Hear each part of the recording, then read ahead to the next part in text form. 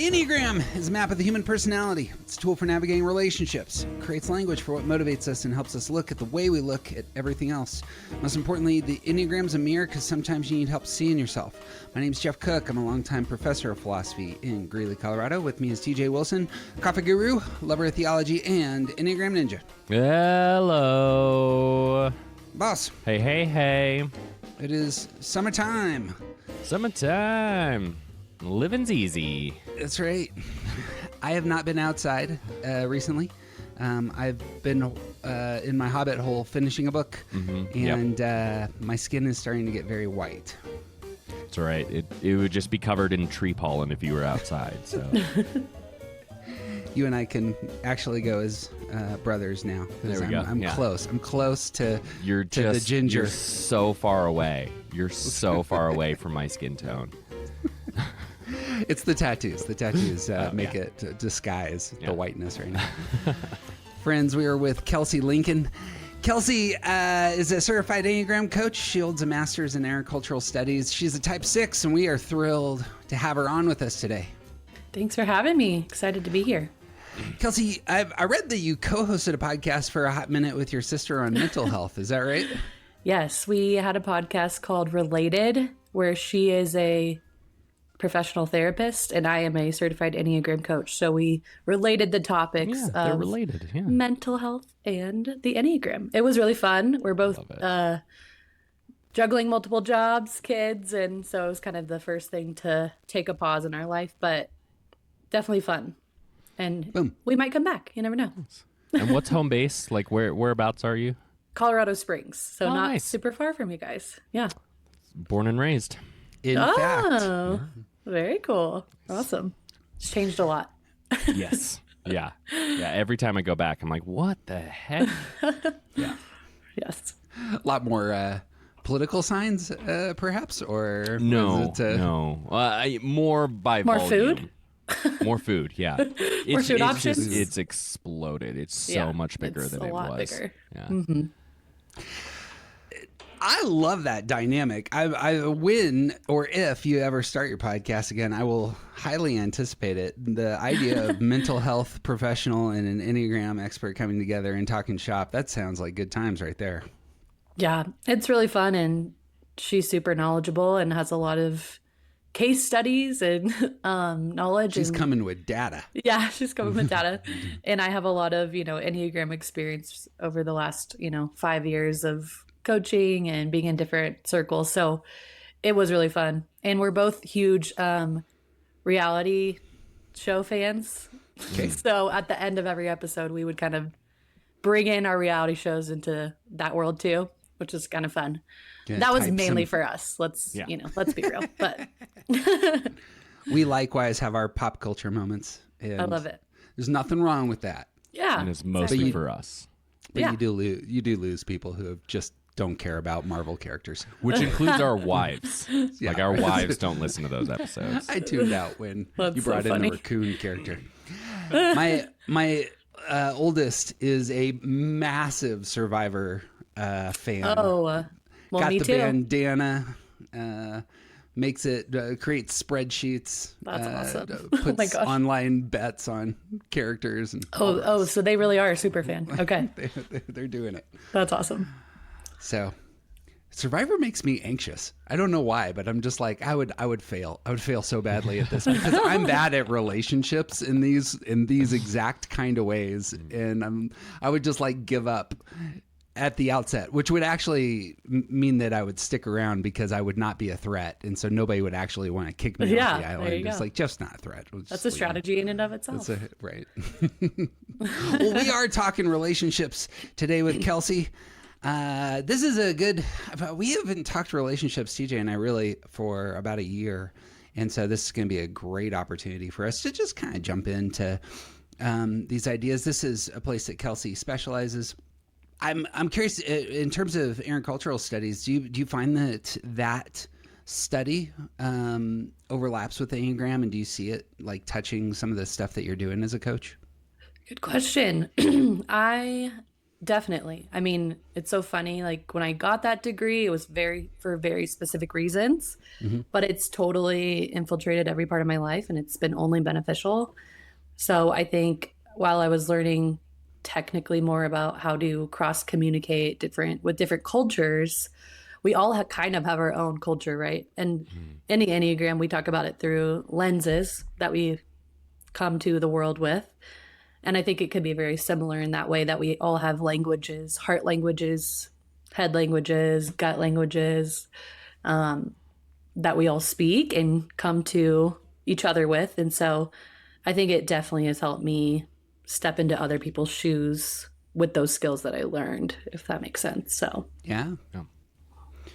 Excellent. Well, I'm excited to hear where we go on this front. When you think, when doing coaching, I'll just start off with, we're doing 20 questions with Kelsey. So my first question actually goes with communication. And when you're sitting down with somebody, coaching somebody, and relationships and communication come up, what are some of the places, where do you kind of start with that kind of conversation? What's kind of primary on your mind when working with someone and talking about how they communicate and bringing that into Enneagram world? yeah, I would say a lot of people I work with, usually it's in a romantic relationship or familial relationship. I work with businesses as well, and obviously that becomes a co-working relationship. But I would say most commonly it's marital or romantic, and so it's definitely coming from years and years, usually, of built up things. So communication barriers, I would say, come up a lot, and a lot of resentment, I would say. That people have, well, in a lot of people's mind, because I'm usually just seeing one of the partners, the other partner does not understand me in X, Y, and Z ways. So I would say usually it's coming from that approach, and then we go from there and get underneath all the different things. So, yeah. Yeah, understandable. You got thoughts, Steve? Yeah, I'm wondering, I'm wondering how you strike the balance between like a client comes in and my partner doesn't understand me. You can't really work with the other partner because they're not in the room. So like what's the balance there of like how much you're trying to work with the person in front of you to change their own actions and behaviors versus like how they are needing to bring in the other person into their own struggles. Yeah. Well, there's different levels, and I always disclose I'm not a therapist, and I always encourage people to start there, right? Like if it's a big deal or something that is trauma or different layers that I just immediately notice is bigger than my scope, I will send them to therapy. So that's just kind of step one. But if I feel like it's someone I can work with within my scope, we start out with, I want to hear from them and affirm their feelings and what they're going through, because I think that's why they're coming. They haven't felt that, like you need to feel heard, and your frustration, resentment, whatever needs to come out, and your why of why are you wanting this. I will say it is very hard when one partner feels more a desire to fix. And I would say a lot of that is like a 1, a 9, a 2, a 6. Oh, and that's not to say I don't have those other types coming, but if it's like a partner issue, I notice more of those types because they are that they're focused on connection, right? Sure. And but I think it is difficult. A lot of it is affirmation and hearing their side of the story. But what's cool about the Enneagram is we can get to those motivations really quickly and figure out what's not being met, right? What of those motivations are not being met within them, and then what is also their responsibility? Because 99.9%, it's not a one-way street. There's always something you can improve on. Sure. Even if a lot of it is the other partner's responsibility, And it's so much more helpful if I have someone who comes to me, they kind of know their type, but they also know their partner's type, because then I can bring more insight into them for them. Yeah. Like if they say, oh, well, I know my partner's a 1 and my partner's acknowledged they're a 1, then that really helps me be like, well, here's the lens they're approaching it with. So I feel like I can kind of be a bridge. If I do not know this partner at all, it's a lot more difficult because I don't know why maybe they're doing the thing. Sometimes I can pick up on, okay, they're probably one of these 3 types, like I could really sense if they're maybe an assertive type or a withdrawn type or things like that. But yeah, so it is kind of a figuring out, listening a lot to the dynamic. And I do encourage people, like, if you ever want to bring in your partner to this, like, we can do that. And like I said, if it gets to a point where it's beyond me, therapy's my go-to. But yeah, so I think it's just really listening to their needs, where they're coming from. But it can be difficult if it's just one-sided. Yeah. I got lots of questions on that.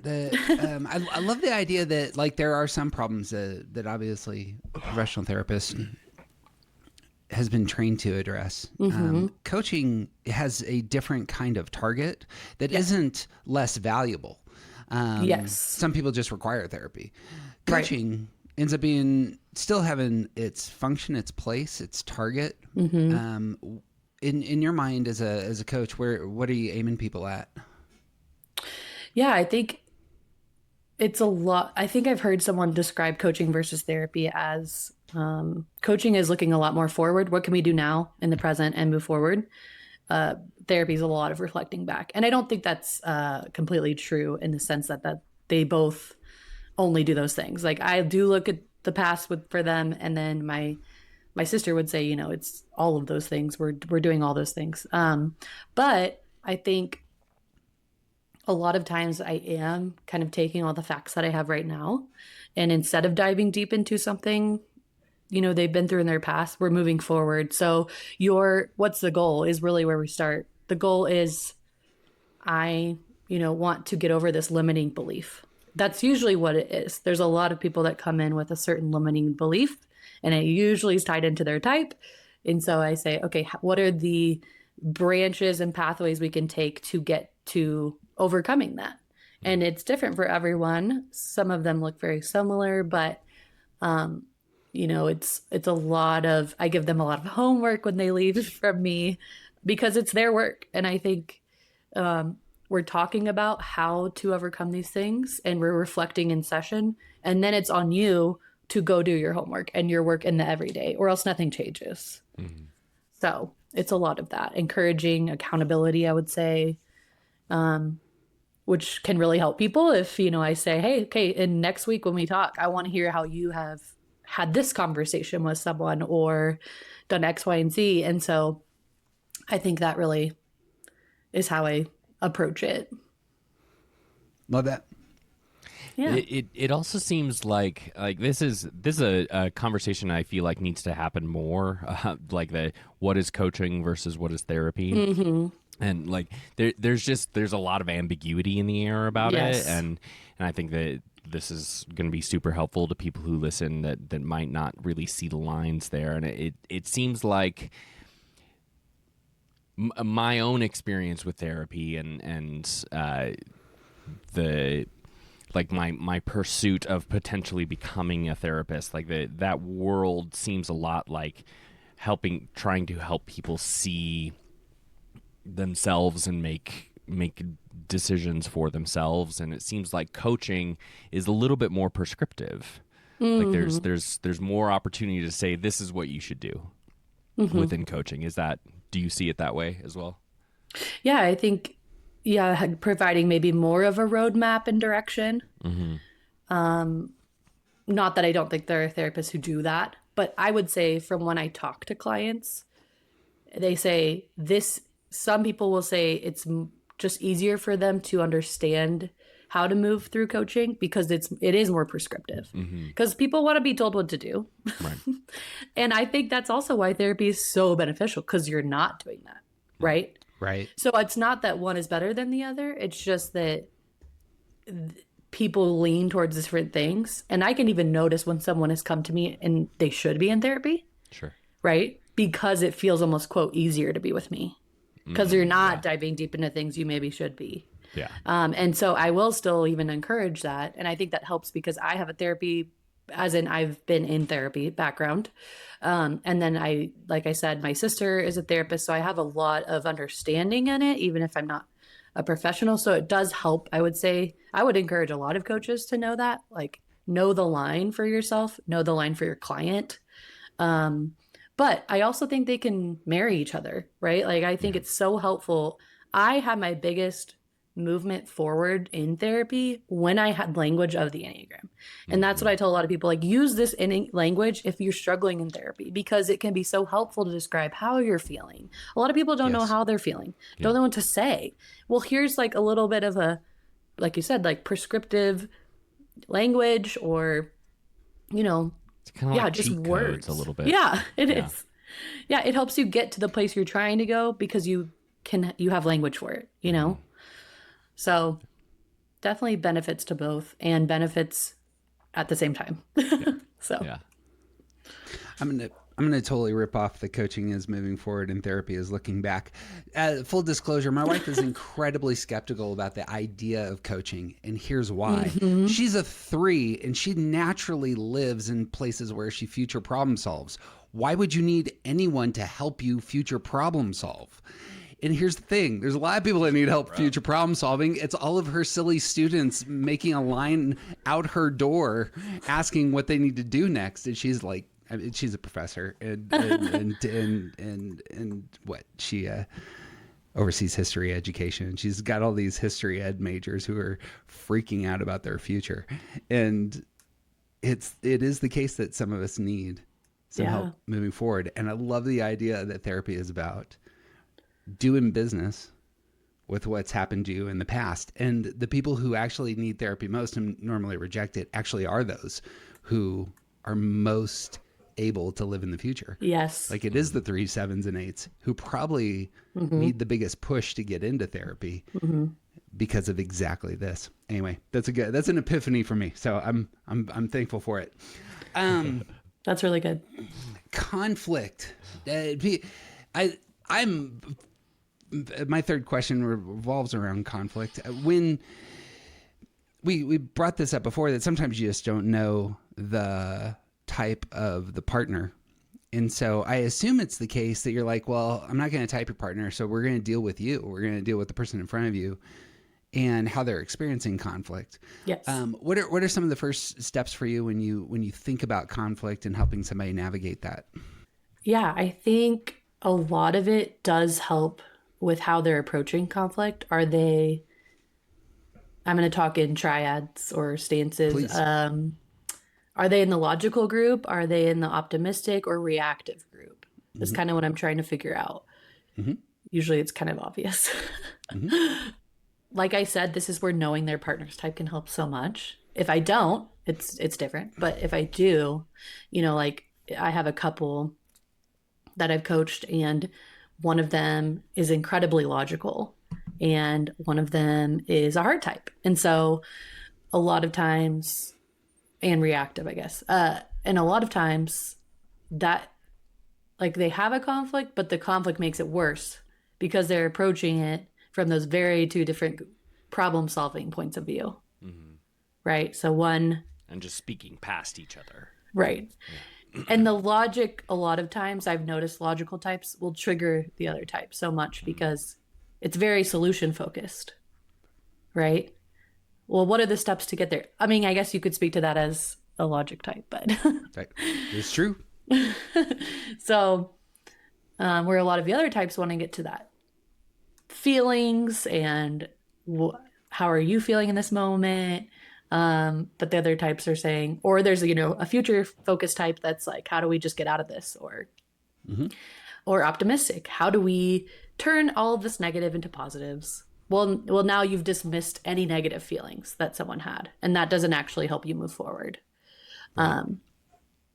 Yeah. So I don't know if that answered your question, but I think it's a lot of breaking down how they're approaching conflict in their type.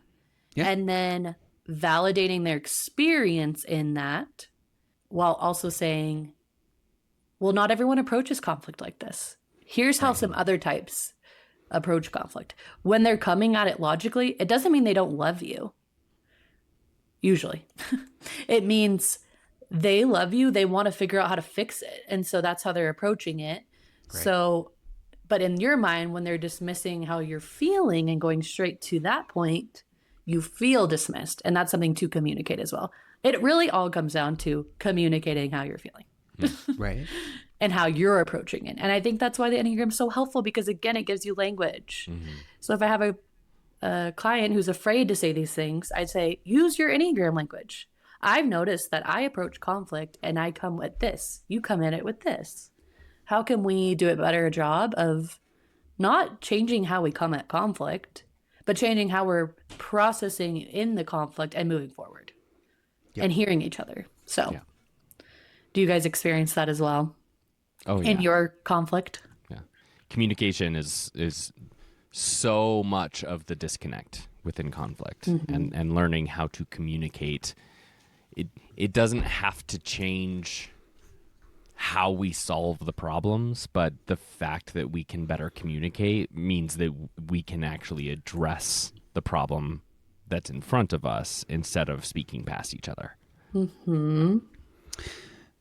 Yeah, I concur. The thing that has been most helpful for me with Enneagram has been this. And so, like, as was said, there are some who come to problems intellectually, want to solve the problem. There are some who want to avoid the problem through an optimistic outlook. And there's some who just want their emotions to be known, felt, understood, and get an emotional response from others. That's the goal in the conflict itself. If you can name that and say, this is where my partner comes from when things break and they routinely come to this spot, and I need to know that, and that helps move through those spaces so much cleaner, easier, and just well said. Yes. Excellent. All right. Well, we throw it over to you, Kelsey. What are you thinking about right now? Like, what sort of Enneagram questions are boiling in your brain? Yeah. Well, some of them are related to coaching and some of the clients I've had in the past or currently. So I do have a question about nines, and I have a lot of nines that I coach. I don't know, they're probably the most popular that come to me, and I love that. I'm also married to a 9, and my best friends are 9s. Like, I love 9s. So we'll start there. They're But pretty great. but I would say I'm so curious what it really takes for a 9 to move. And here's what I mean by that. 9s struggle with taking action. And I like to say productive action, right? Because that's a stereotype in and of itself. I think with 9s is that they're lazy, they don't do anything. No, they can also get so much done, achieve so many goals. But a lot of times it's not that prioritized goal. Yeah. Okay, so what would you say does it really take to motivate a 9? Why would they share that with you? They don't I wanna mean, go can I get anywhere. back to you so when I figure it out? I have been thinking a lot about purpose and desire lately. Like, one of the things that I've been really struggling with over the last 6 months to a year is like making decisions when I don't want the outcome. Like, when I have to choose something that I know that I don't want, it is a terrible decision for me to make. And getting up and going in that direction is like it's just like, it feels like I have cement boots on. It's so hard to move when it is something that I know that I don't want to do, even if I have to do it anyway. Yeah. And so figuring out like purpose and figuring out how to align my values with the thing the decision that needs to be made, like that really helps move that along. I don't know that like this is not necessarily a good answer, but this is part of how I, as a 9, have been thinking about these kinds of issues lately. Is it like purpose and meaning and desire? Like they are a huge part of my fuel for moving forward. And without those things, it is very difficult to get going. I get That's a that. great answer. Yeah. And I would say what I notice, you can say if this is true or not, a lot of times it takes something external to motivate you Yeah. to move. Yeah. What I'm Inertia. really, yeah. Yeah. And what I'm really trying to learn is that how to motivate a 9, not just externally, but help them begin more motivated internally. And that's a hard space. Yeah. Yeah. So Yeah. that's one thing I was thinking about. Yeah. Okay, if we're talking about, I think, conflict a little bit, what do you guys notice about yourselves approaching conflict? And what's probably, I guess, the biggest struggle? For myself in conflict, the biggest struggle is for me to not recognize that other people don't share my ideals or radar for, the problems at hand. So like, and there's always value in conflict. There's always values of like, what is it that you're trying to achieve here? What is it that is causing the conflict, as it were? And so easily for me, that's an intuitive experience. It's not a thoughtful experience. And so my head has to, like 6s, my head has to catch up with my intuitions. And so when conflict emerges, it's often like very bright where the solution is. But it's not bright that others wouldn't share my radar. So personally, that's where things generally go for me. I think that's a good word for all the body types. There is, especially when coming into conflict spaces, 8s, 9s, and 1s. That is going to be a place that we really experience some amount of disconnect with other people. Is that why don't you know this? Why don't you feel the same way about this? 8s. So many 8s look at the rest of us struggling with things and it's like, well, just fix it. Why don't you just do it?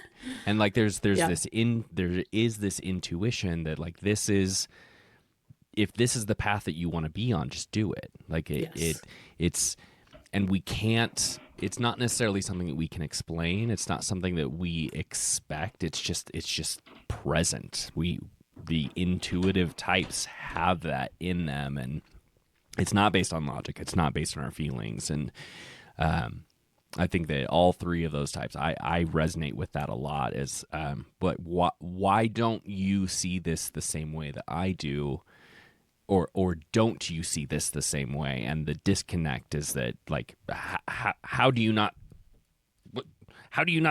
see this the same way? And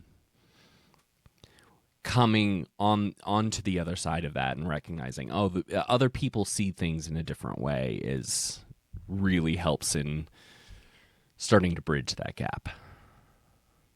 Yeah.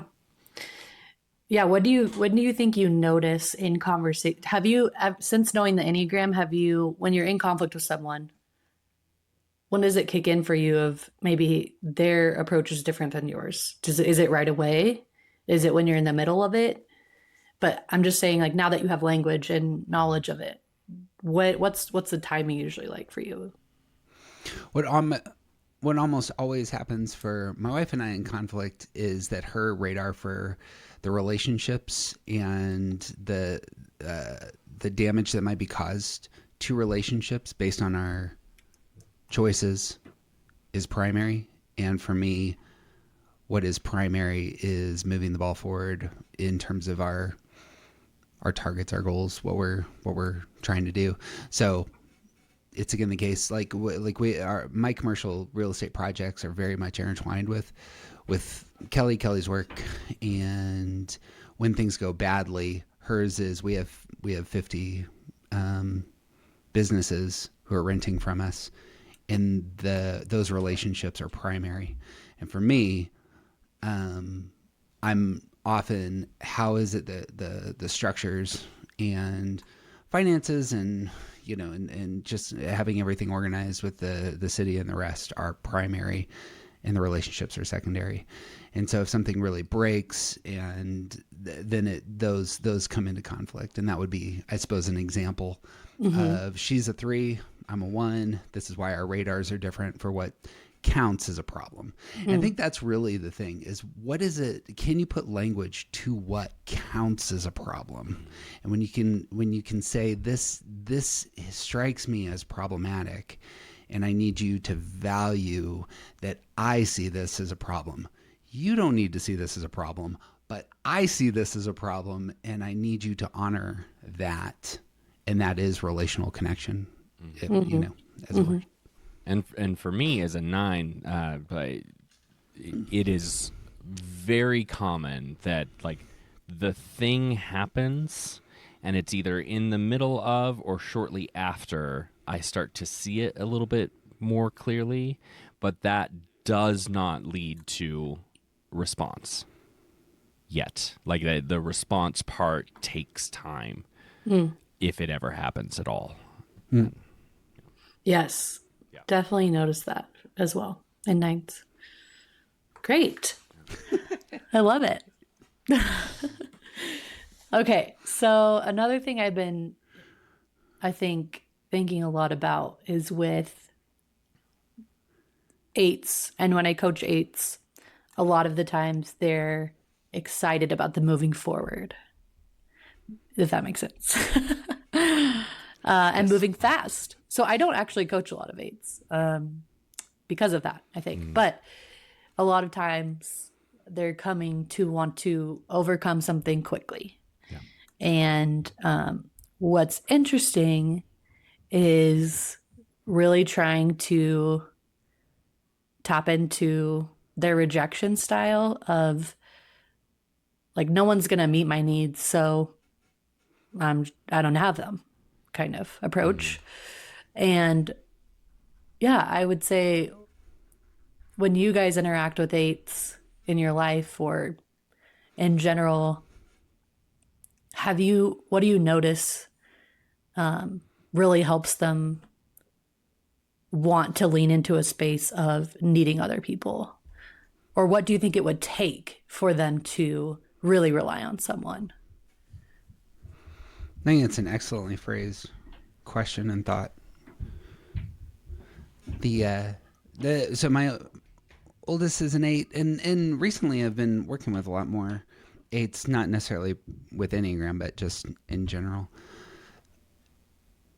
I don't give enough power to the idea that they expect rejection to explaining the places where we disconnect.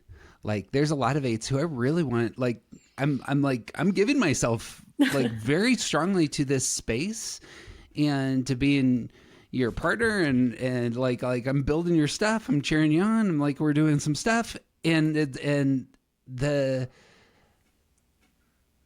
a common move for 8s is just to really take a big step away sometimes. And obviously I come across hot a little bit sometimes and a little overbearing. But there is something to the idea of not being able to understand how vulnerable a person feels who never tells you that that they feel vulnerable. And it sometimes, for me, I'm so capable that when I'm engaged with said 8s, that my strength may be the thing that's, I'm not into that. Whereas the 8 very easily connects with folks who don't quite have a lot of quote unquote like power and ability and the rest. That person's not a threat.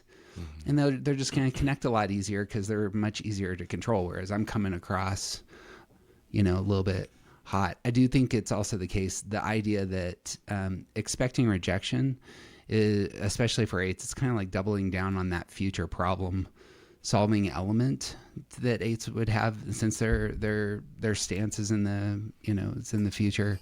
expecting rejection is also kind of a future oriented thing. And I think those two things are really worth naming. So that was a long thought. What do you think, teacher?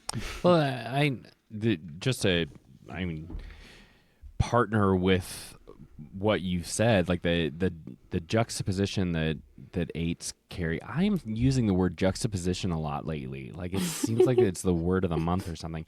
The juxtaposition of that sense of vulnerability with the extreme aversion to being controlled in any way, like their desire for autonomy combined with their sense of their own vulnerability means that if they are to be open to someone and that person tries to fix them, like that is this huge disconnect. Like being vulnerable invites people controlling you, and so it can become this really hard place to try and open up.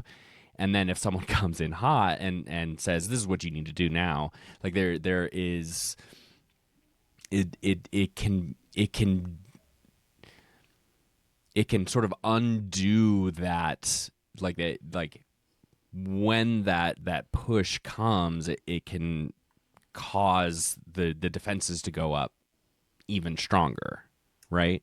And not necessarily that's not necessarily all the case. That's probably like more of a worst case scenario. But there is a real sense of wanting to find the right people to be able to be open and vulnerable with, who are not going to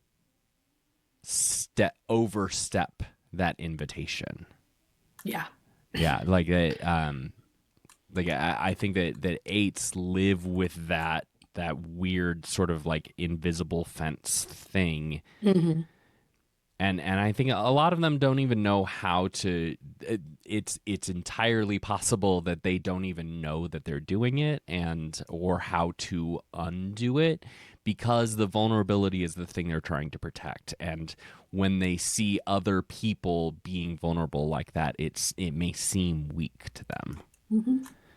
So, there to me there is a necessary sort of breaking that must come at a certain point where you say the relational connection with this other person is more important to me than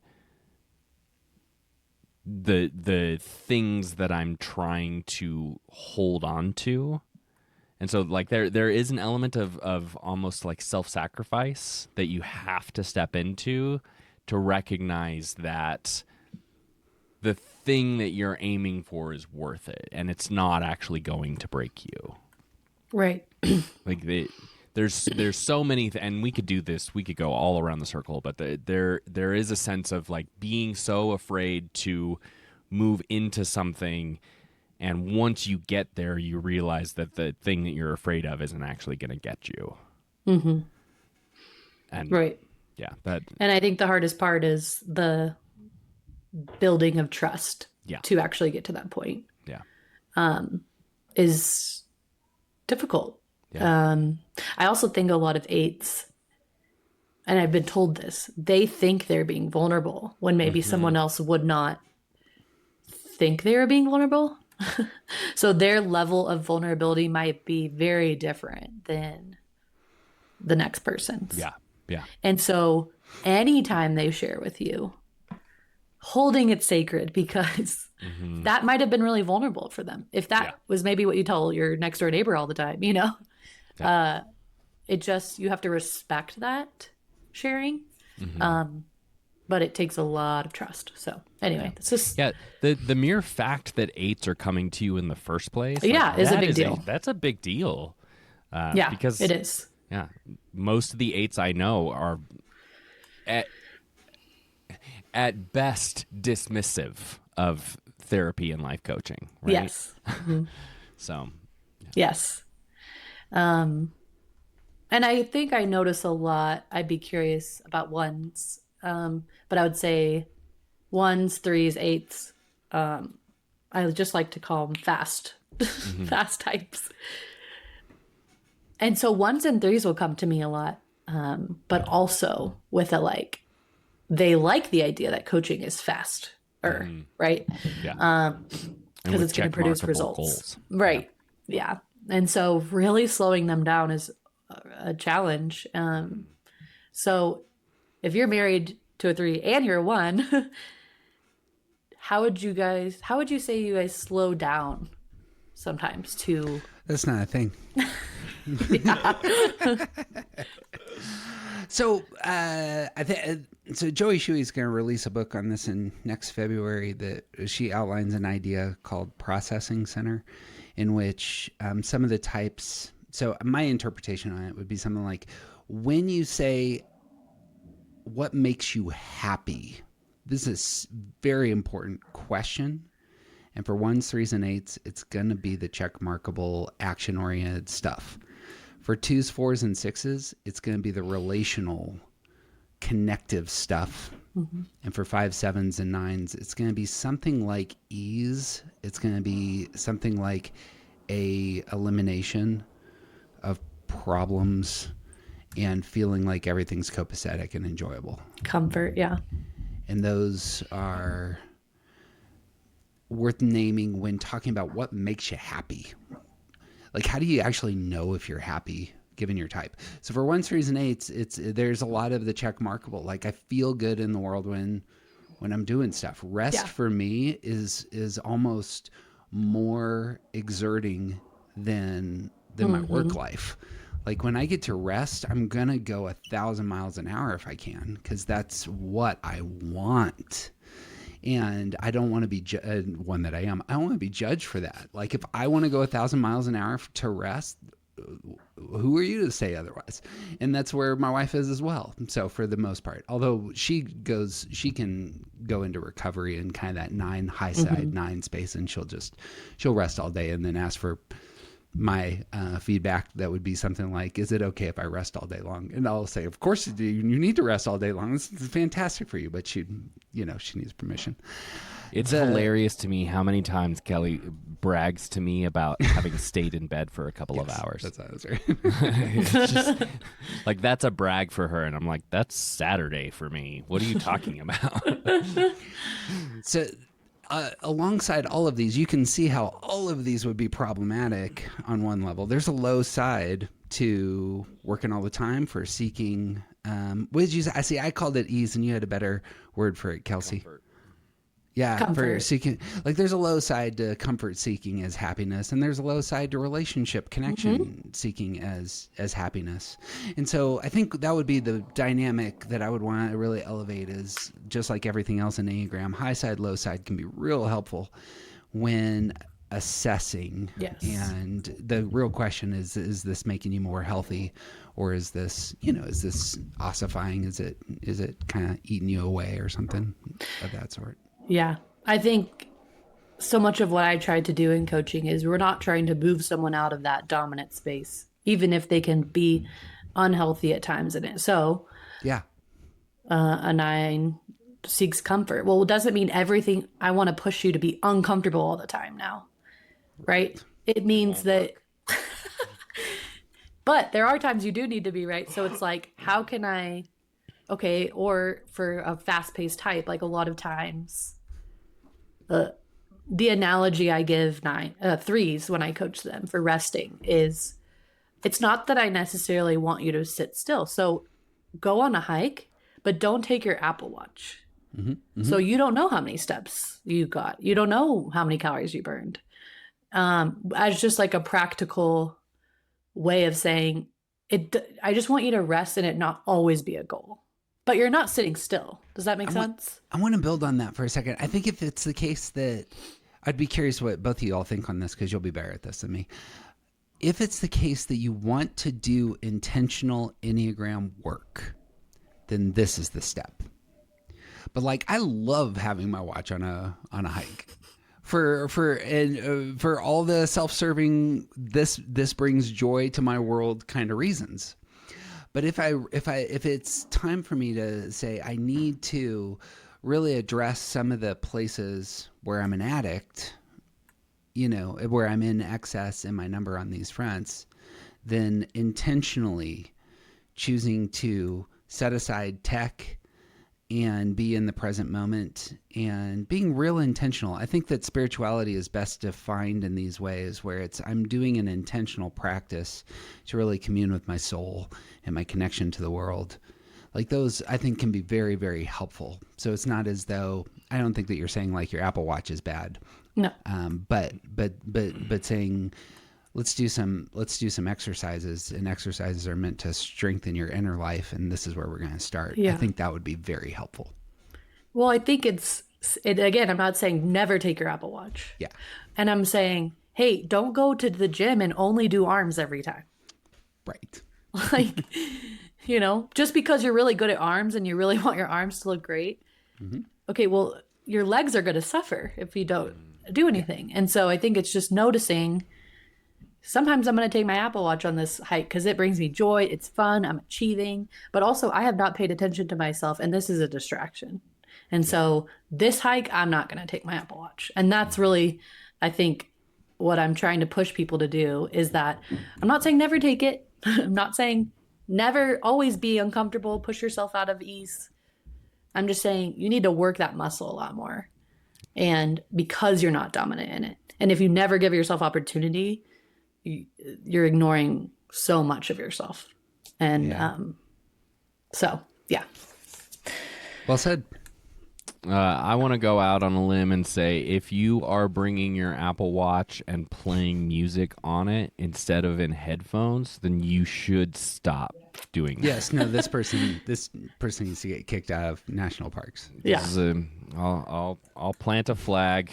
You can send all your hate mail to me. If you listen to music out loud while you're on a hike, you're a bad person. That's fair. Or I will double down. or talk on the phone really loud. Yeah. Mm-hmm. Yeah. Also not allowed. Be in the present moment, man. Okay. Since you guys are in the anger and justice department, I'm gonna get a little spicy with this last question. I don't know actually if I even made it to 10, but This is a perfect place to land. okay. Spicy. Given our political environment, and I'm not asking you Go to in there. Go in there. share your political beliefs, but I just think so much about the anger triad, because I think people who aren't in the anger triad are really in the anger, are just, everyone feels angry, right? So, and the justice, like whatever side you're on, right?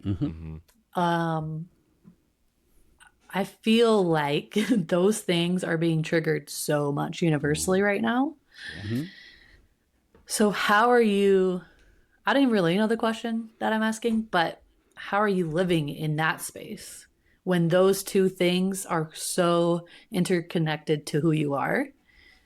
When everyone feels like they're in that space. Does that make sense? So like you guys are so dominant in that space. What does it feel like given the political environment?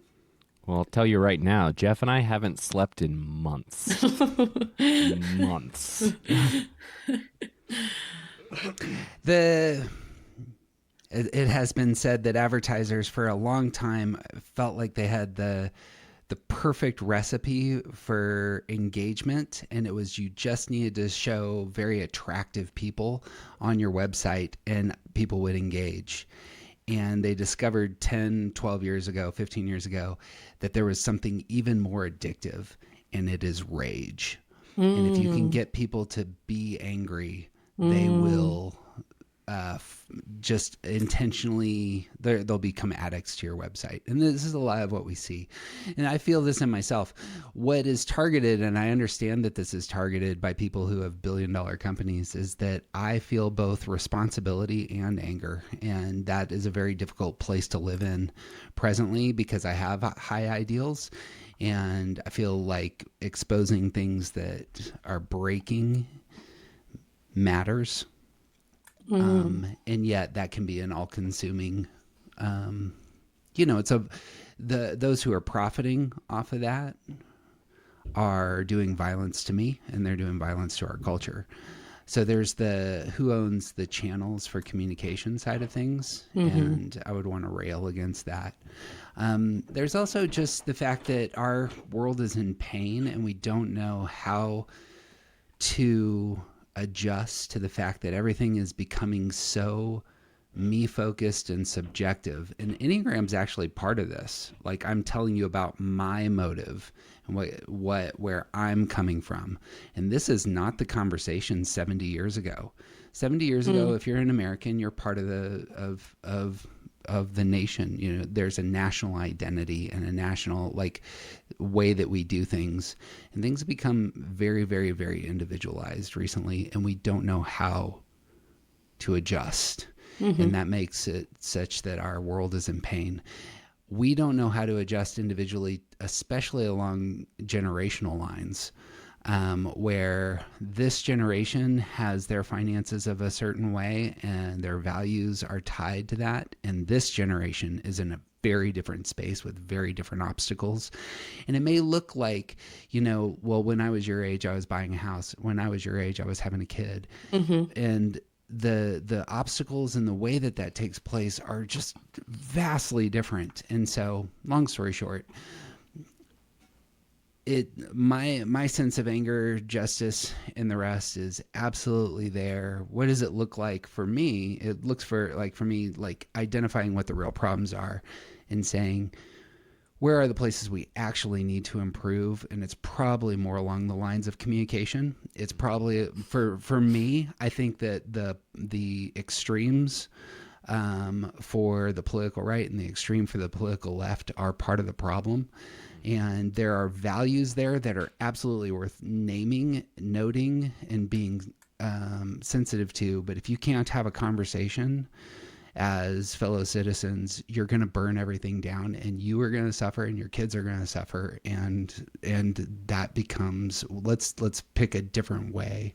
So I think that's it's a circular way, talking around the problem, way of coming to things, but that's how I navigate presently. Well, there's a lot of wisdom. I think that anger can be a really great motivator, but not if it's not pointed towards solutions. And so much of the anger that is present in our culture is not pointed at solutions. Yeah. And a lot of the anger that is motivating people are there's an awful lot of people who are angry because they aren't getting what they want. Correct. And that's not solutions. That's personal comfort. That's selfishness. And even worse, it's what I want is to destroy them. yeah.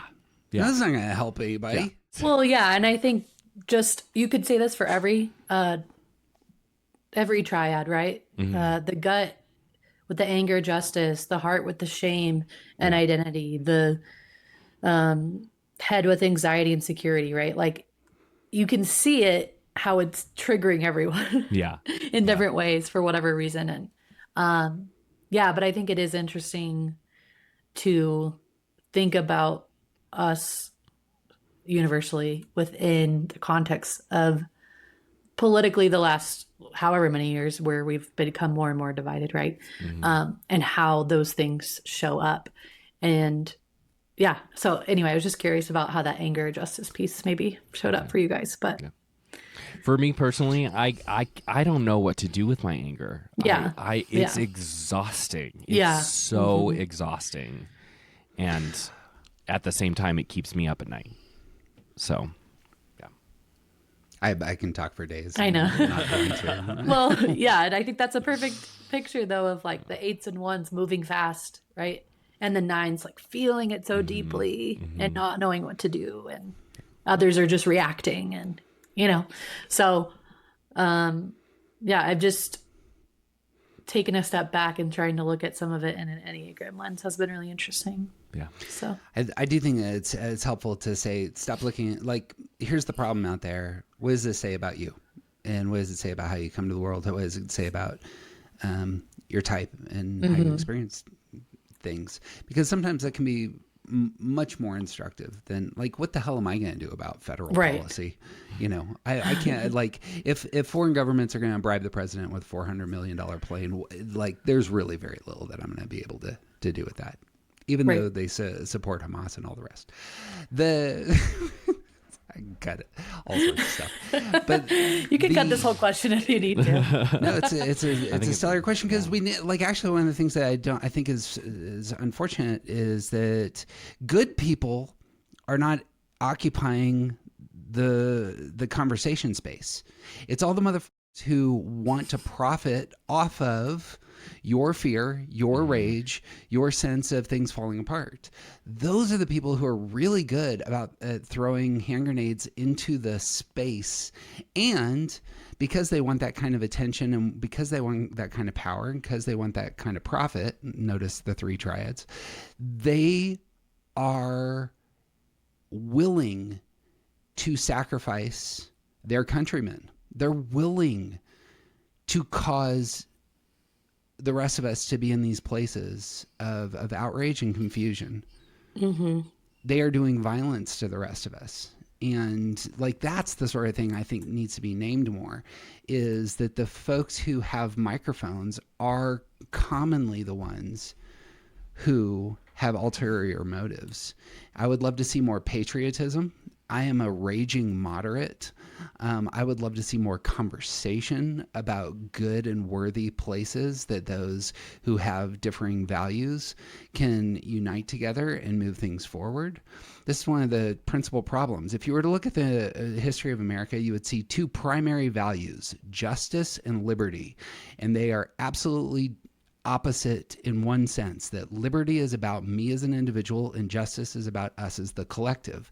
And they are in a constant tension. They're in tension with labor and management. They're in tension with states' rights versus federal power.